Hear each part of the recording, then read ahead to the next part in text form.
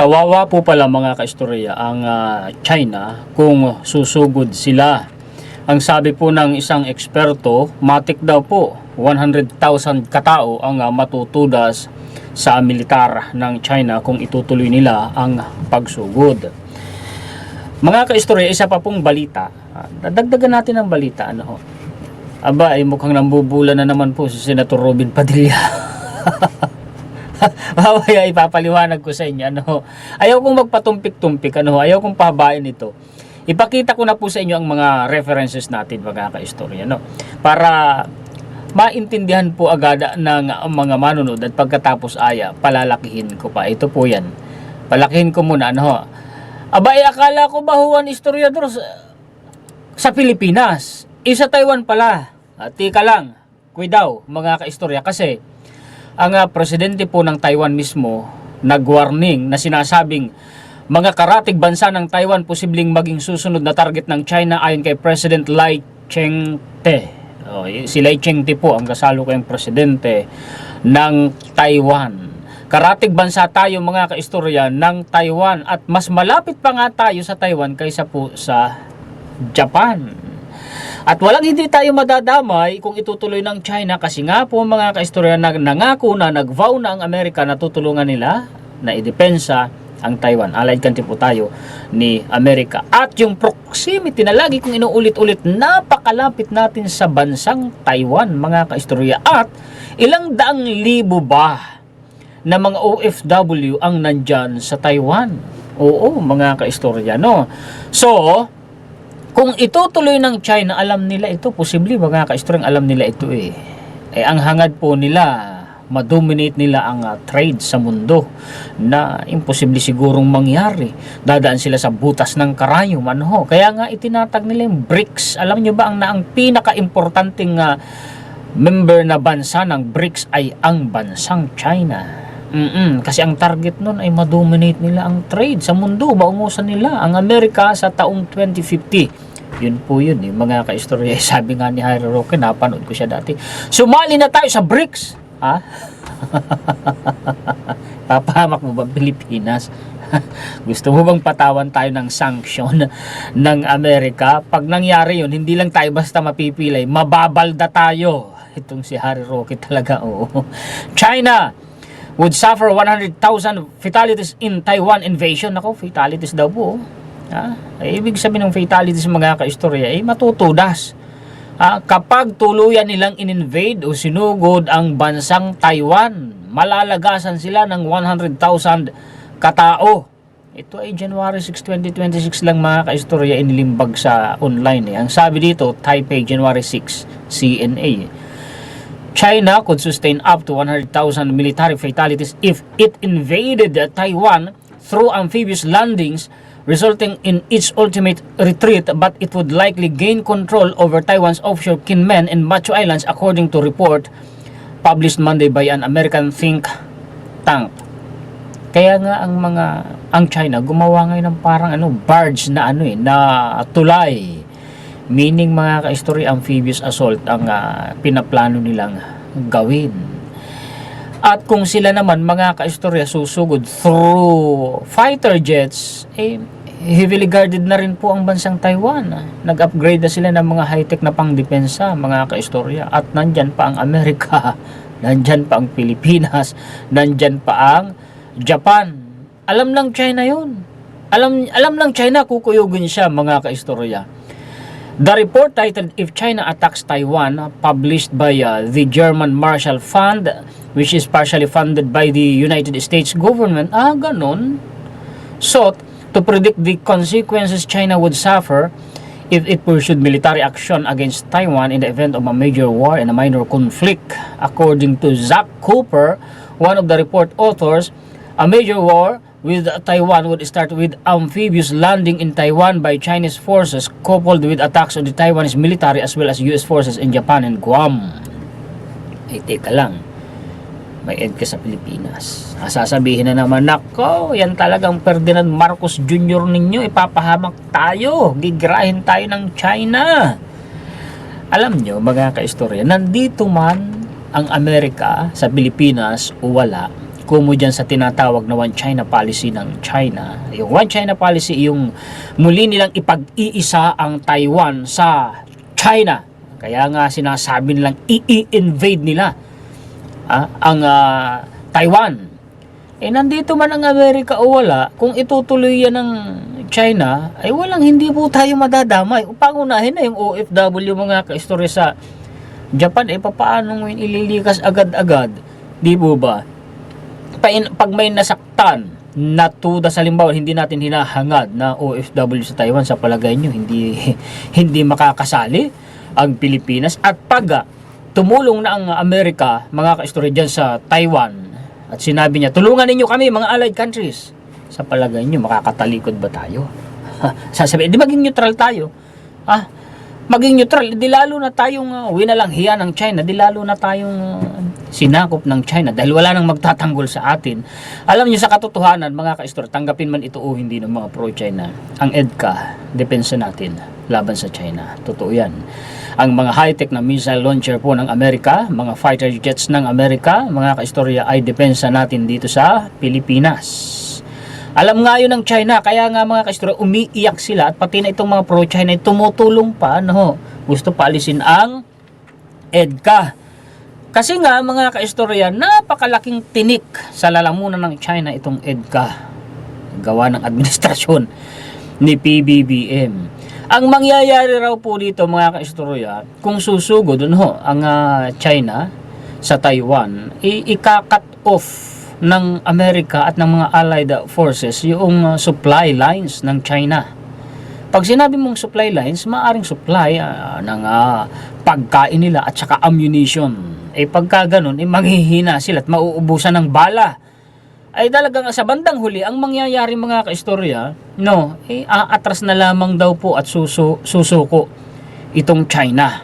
Yun ang sabi mga kaistorya. Think tank ito mga kaistorya na sinasabi, yung nag-publish ng ganyang article ay partially funded by American government. Yun ang sabi. Meaning mga kaistorya, legit po ito. So ako naniniwala ako dito mga kaistorya. Meaning, malabong magtagumpay ang China. Kasi nga, kung Taiwan lang siguro, pwede. Kaso nga, nandyan ang Amerika at saka ang Allied Forces. Kaya malabo. Kahit pa sa Pilipinas nila gawin yan, di lalo na silang nahirapan kung sa Pilipinas nila gagawin yung panunugod. Diba? Bakit? Anong pagkakaiba mga kaistorya? Sa Taiwan, walang EDCA. Sa Pilipinas, may EDCA. Ilan? Dami. Tad. Di po ba mga kaistorya? At saka pa, ang Taiwan at saka ang Amerika, although nangako ang Amerika na tutulungan sila na ipagtanggol laban sa China ang Taiwan, at meron din mga istoryang batas ang Amerika na tutulungan nilang mapalakas ang armed forces ng ang depensa ng Taiwan, pero wala silang mutual defense treaty. Samantalang ang Pilipinas at saka ang Amerika may mutual defense treaty na sinasabi doon, pag inatake ang isang bansa, itinuturing ng kaalyado na siya na rin yung mismong inatake. Ganun yun, ang laki ng pagkakaiba. Kung mahihirapan ang China, mga kaistorya, na sakupin, atakihin ang Taiwan, mas lalo ng doble, triple pa na mahihirapan silang sugurin, sakupin ang Pilipinas hanggat nandyan ang Amerika. Ano na lang kung pro-China ang pinuno natin. Diba, mga kaistorya? Okay, dito tayo sa sinasabing karatig bansa ng Taiwan, posibleng maging susunod na target ng China ayon kay President Lai Ching-te.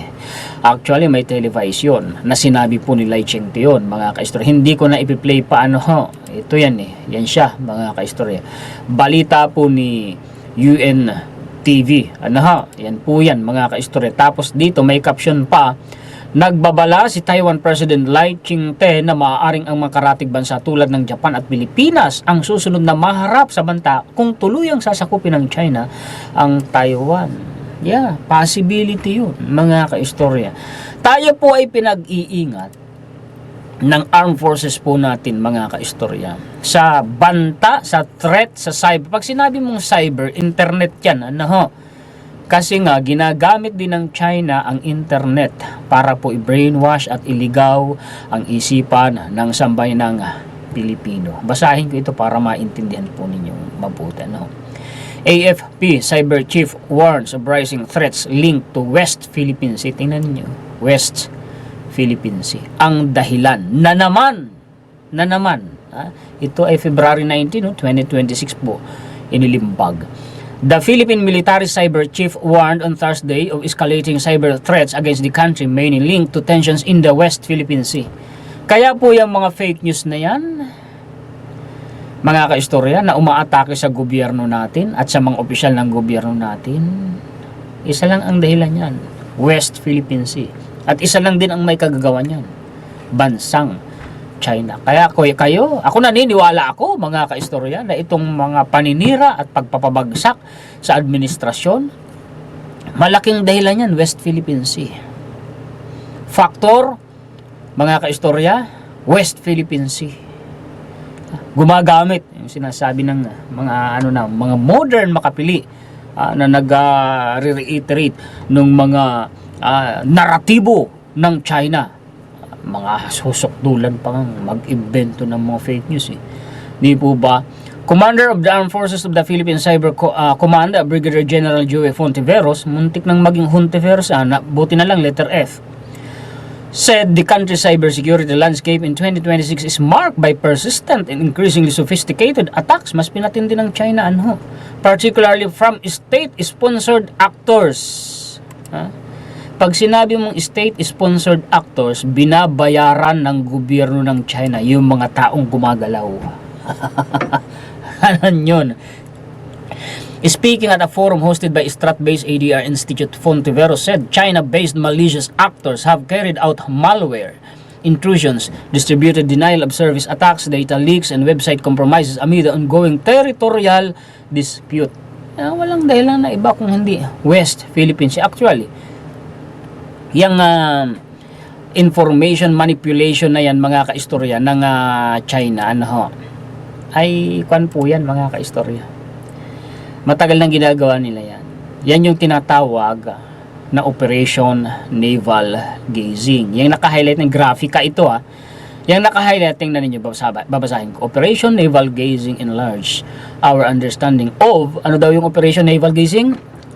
Information operations emanating from China. China ang may kagagawan yan.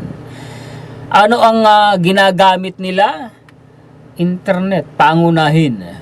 Facebook, diyan sila nagpapakalat ng mga maling impormasyon. Sabi pa sa isang online news article, Philippines is the perfect target for disinformation campaign ng China. Actually, may mababanggit pa dito Other content promoted China's position in its geopolitical rivalry sa West Philippine Sea with the United States, especially in the South China Sea. Tubig na naman ang dahilan, kaya pala tinawag na Operation Naval Gazing. Tubig, karagatan. The operation used of covert assets to promote favored politicians, notably members of the Duterte family in the Philippines. Grafika ang may sabi, hindi ako mga kaistorya legit ba yan? Legit. Kinote lang dito ni Grafika yung ginawang aksyon ng Facebook na tinake down nila yung mga pages, mga groups na nagpapakalat ng mga impormasyong kahina-hinala at hindi nararapat, disinformation, nagmumula sa China. Tinake down yon ng Facebook, dinilit. Yun daw mga pages na yon at mga groups nagpapakalat ng mga post, mga contents na pumapabor sa mga politikong kumikiling sa China. Pinangalanahan Duterte family. Family, hindi lang Duterte alone. Mga kaistorya. Di ba? Okay, dito po tayo kay Senator Robin Padilla. Kinumpirma na niya. Ay, posible nga siyang tumakbo. Yun ay kung utusan daw siya ni dating Pangulong Rodrigo Duterte. Yun sabi niya Agay, mga kaistorya, agay. Punta pa tayo dito, puntan ko muna itong niya. Kasi may sabi dito Nambubula kasi. Sabi niya, eto ha, sa ngayon nananatili akong neutral at nakatuon sa aking mandato bilang senador. Nasa panig ako ng taong bayan at ang mahalaga para sa akin ay suportahan kung ano at sino ang tunay na makakatulong sa bayan at makapagdadala ng positibong pagbabago para sa ating bayan. Sabihin, neutral? Layo naman sa katotohanan nun. Ikaw na rin may sabi, kahit sunugin mo ako, mangangamoy, Duterte ako. Ay di ano, pambubula. Iba. Di ba magkakaistorya? Siya ang may sabi noon. Ito pa, dun sa pagtakbo niya sa 2028 bilang Vice President. Pushing for Sara Rubin, malakas na advocate for difficult issues. Wala naman sigurong tao na hindi maligaya na kapag tinutulak ka ng iba. Hindi naman ako politiko. Ganun. Maraming salamat sa mga kaibigan ko na nagtutulak sa akin at sa paniniwala ninyo. Edi nakahanda na siyang tumakbo maging running mate ni Vice President Sara Duterte.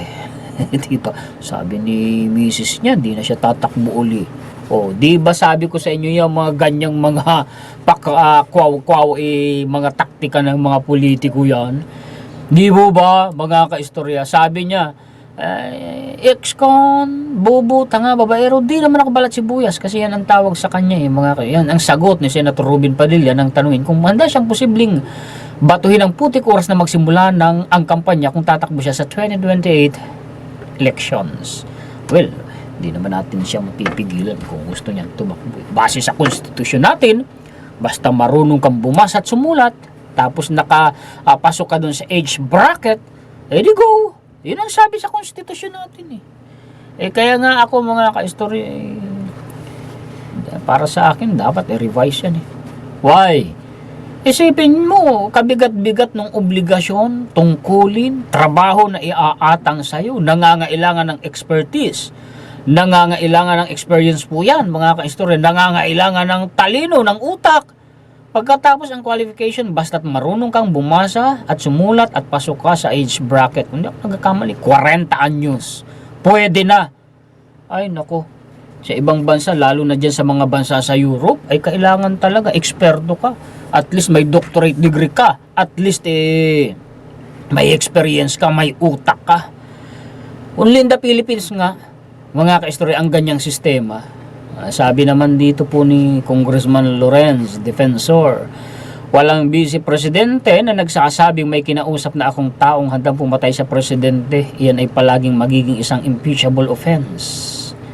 Siya kasi ang nag-endorso nung impeachment complaint laban kay VP Sara. Isa sa impeachment na kasi 4 na yung impeachment complaint na sinampa laban kay VP Sara.